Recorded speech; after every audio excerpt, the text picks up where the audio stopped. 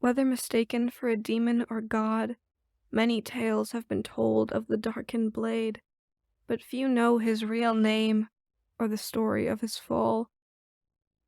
In ancient times, long before the desert sands swallowed the empire, a mighty champion of Shurima was brought before the sun disk to become the avatar for a now forgotten celestial ideal.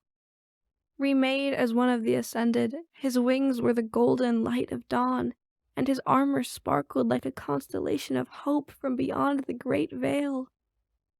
Aatrox was his name. He was at the vanguard of every noble conflict. So true and just was his conduct that other god warriors would always gather at his side, and 10,000 mortals of Shurima marched behind him. When Seneca, the ascended warrior queen, called for his help against the rebellion of Acathia, Aatrox answered without hesitation, but no one predicted the extent of the horrors that the rebels would unleash.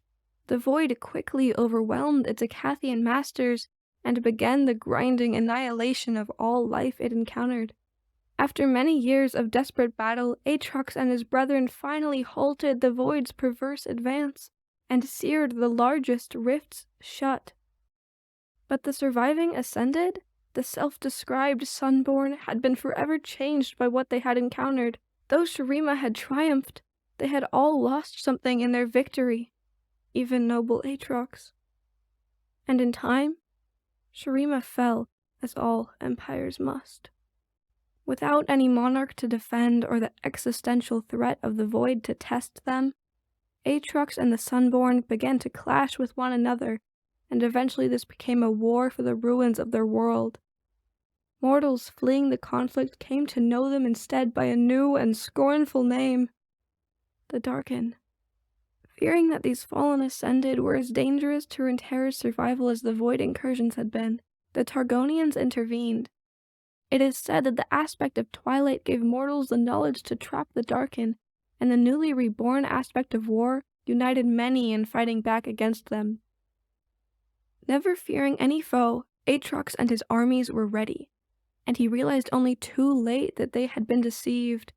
A force greater than 1,000 dead suns pulled him inside the sword he had carried into battle countless times, and forever bound his immortal essence to it.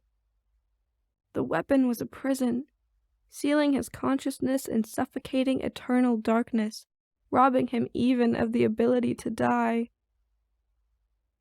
For centuries he strained against this hellish confinement, until some nameless mortal was foolish enough to try and wield the blade once more. Aatrox seized upon this opportunity, forcing his will and an imitation of his original form onto his bearer, though the process quickly drained all life from the new body. In the years that followed, Aatrox groomed many more hosts, men and women of exceptional vitality or fortitude. Though his grasp of such magics had been limited in life, he learned to take control of a mortal in the span of a single breath, and in battle he discovered he could feast on his victims to build himself ever larger and stronger. Aatrox traveled the land, searching desperately, endlessly, for a way to return to his previous ascended form. But the riddle of the blade proved unsolvable, and in time he realized he would never be free of it.